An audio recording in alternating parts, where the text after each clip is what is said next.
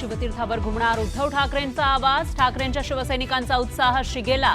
उद्धव ठाकरे काय बोलणार याची उत्सुकता।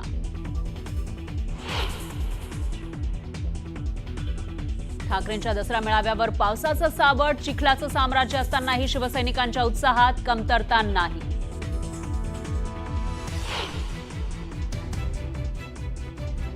दसरा मेळाव्यात राज ठाकरे आणि उद्धव ठाकरे एकत्र येणार का याकडे शिवसैनिकांचं लक्ष।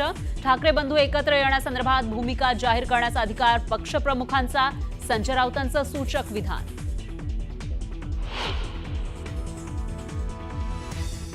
गोरेगावातील नेस्को सेंटरमध्ये शिंदेंच्या शिवसेनेचा दसरा मेळावा, मेळाव्याच्या पार्श्वभूमीवर जय्यत तयारी। मेळाव्यात शिंदे काय बोलणार याकडे राज्याचं लक्ष।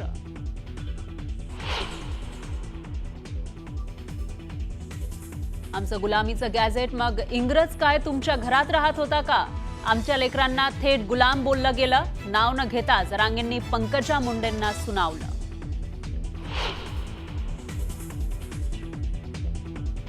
शेतकऱ्यांसाठी मनोज रांगेंच्या सरकारकडे 8 मागण्या, संपूर्ण कर्जमाफी द्या आणि शेतीला नोकरीचा दर्जा देण्याची मागणी। दिवाळीपर्यंत मागण्या मान्य न झाल्यास आंदोलनाचा इशारा।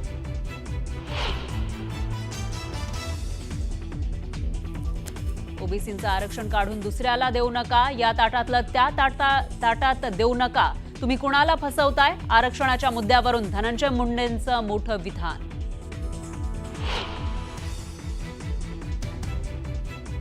खोटी कामं करू नका आणि गुंडांना पोसू नका, पंकजा मुंडेंच्या कार्यकर्त्यांसह नेत्यांनाही कानपिचक्या।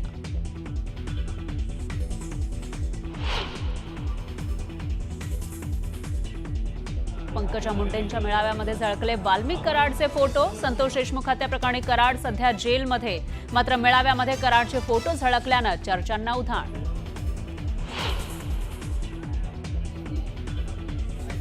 दसऱ्याच्या मुहूर्तावर सोन्याच्या दरांचा नवा उच्चांक। सोनं हे प्रतितोळा 1,21,000 तर चांदीच्या दरांनी गाठला 1.5 लाखाचा टप्पा।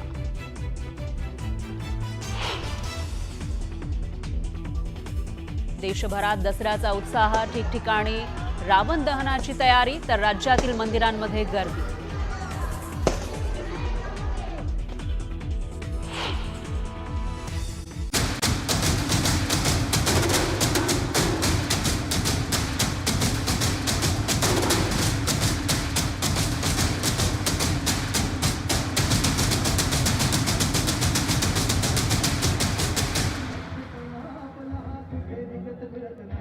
ब्रेक नंतर पुन्हा एकदा आपलं सगळ्यांचं स्वागत। मंडळी, आज थेट शिवाजी पार्कातनं न्यूज 18 लोकमत आपल्यापर्यंत दोन्ही दसरा मेळावे जे आहेत, म्हणजे एकीकडे नेस्कोमध्ये शिंदे गटाचा पार पडणारा मेळावा, तर दुसरीकडे शिवाजी पार्कात सालाबादप्रमाणे पार पडणारा ठाकरेंचा मेळावा, म्हणजे विचार ठाकरेंचाच, आवाजही ठाकरेंचाच, असं म्हणत मागच्याच व्यासपीठावरनं आज उद्धव ठाकरे माझ्या तमाम हिंदू बांधवांनो, भगिनींनो आणि मातांनो असं म्हणत काय बोलतायत याकडे सगळ्यांचं लक्ष लागलेलं आहे। चला जाऊया थेट आमचे प्रतिनिधी राहुल झोरी यांच्याकडे।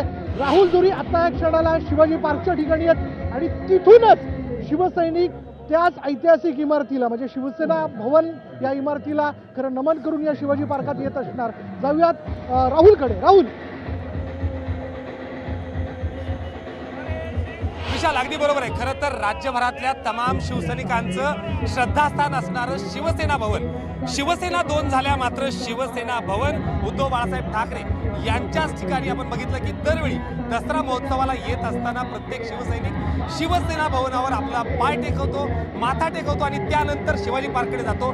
तमाम मावळे शिवसैनिक इथं पोहोचलेले आहेत। काही थेटपणे आपण त्याच्याशी देखील बोलूयात। काही मराठवाड्यात देखील लोक आलेले आहेत। कुठून आलाय, काय कुठलं गाव, कशासाठी आलाय नेमकं? माझं नाव परमेश्वर कामगुंडा, मी लातूरचा आहे। मी एक शेतकरी कुटुंबातला मुलगा आहे। अहो, शेत तर वाहून गेलं, आता रब्बी पेरावं म्हणतं मातीसुद्धा वाहून गेली। रब्बी कशाने पेरावं हे कळलं आणि थट्टा कळलं आहे सरकार आमची।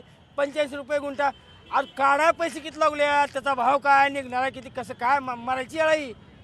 एवढी सगळी परिस्थिती वाईट आहे तरी देखील दसरा मेळाव्याला तू आलाय, काय नेमकं? हे दसरा मेळावा म्हणजे वर्षाची ऊर्जा एका दिवसात घेऊन जाणं। आज आम्ही साहेबाचा विचार ऐकणार, ती ऊर्जा घेऊन आम्ही वर्षभर ती वापरून त्याचं जगणार। ती ऊर्जा घेण्यासाठी आम्ही आलेलो इथं। ऊर्जेसाठी आलेले आहेत काही बहुसंख्य ज्या संख्येने येत असतात। खरं तर एक मॅटर याच्यावर बघितला तर एक संदेश या दसरा मेळ्याच्या निमित्तानं शेतकऱ्यांना मदत अपुरी करणारा सरकार अशी एक टीका. काय नेमकी भूमिका आहे बॅनरच्या पाठीमागे?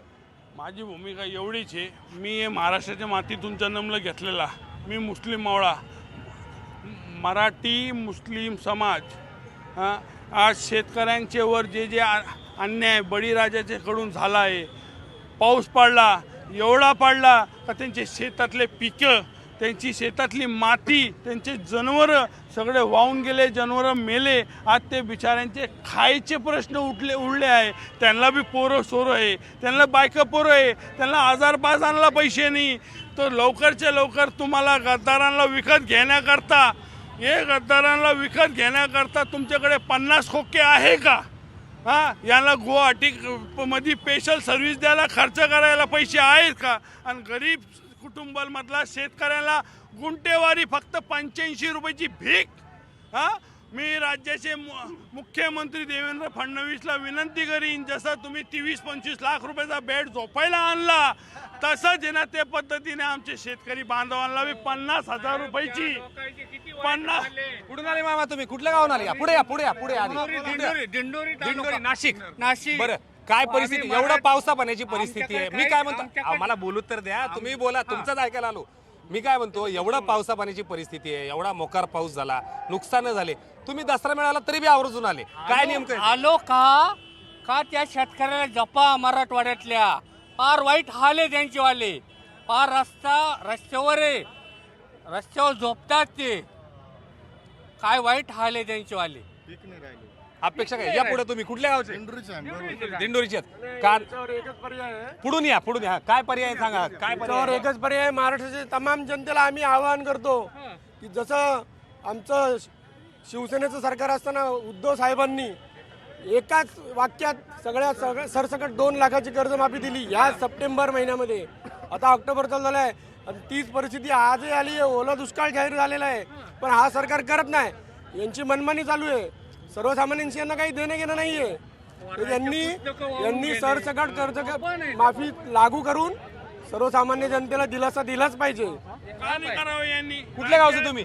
मातेरवाडी, दिंडोरी तालुका. दिंडोरी. सगळं नाशिकहून आले तुम्ही सगळे? बरं, आता नाशिकमध्ये परिस्थिती अशी आहे की अनेक लोक, जुनी लोक सगळे, कुणी भाजपात गेलं, कुणी शिंदे शिवसेनेत गेलं, तुम्ही अजून तिथंच आहेत.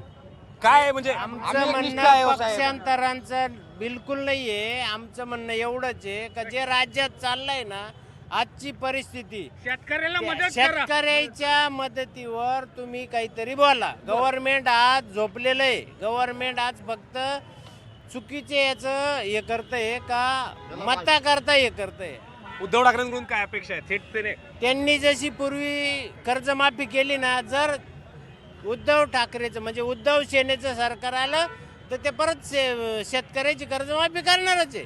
पण आता निवडणुका झाल्या आहेत, निकाल लागले आहेत, विरोधी बाकावर उद्धव ठाकरे आहेत. काय नेमकं येत्या निवडणुकांमध्ये नेमकं काय? कारण आजचा दसरा मेळावा, येत्या जिल्हा परिषदा, स्थानिक स्वराज्य संस्था, महानगरपालिका लागतील, कल जाईल परत एकदा लोकांचा त्यांच्याकडे. कसं आहे, कल 100% इकडचाच आहे. पण काय होतं, पैशाच्या याच्यावर दबाव तंत्रावर हे लोकायला दिशाभूल करता म्हणून तिकडचं मतदान होतं. नाही तर प्रत्यक्षातलं मतदान तिकडचं नाहीच आहे. पंजाब मध्ये एवढी नुकसान झाली, 50,000 रुपये.